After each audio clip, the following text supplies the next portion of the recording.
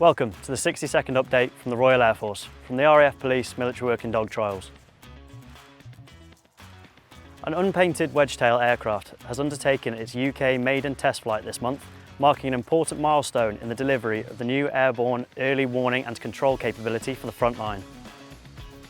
Teams from across the UK and Cyprus have been battling it out to be crowned top dog in the 2024 RAF Police Military Working Dog Trials, with Corporal Cornell and Military Working Dog Ivan eventually taking the overall title in a close competition. The trials highlight the vital role played by the dogs and their handlers in protecting our people and our assets.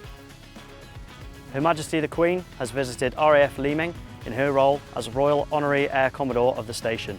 She met personnel from a number of units and visited the wellness area, meeting families who are growing their own produce and enjoying time in nature. That's everything for this week. Thanks for watching, and we'll see you next time.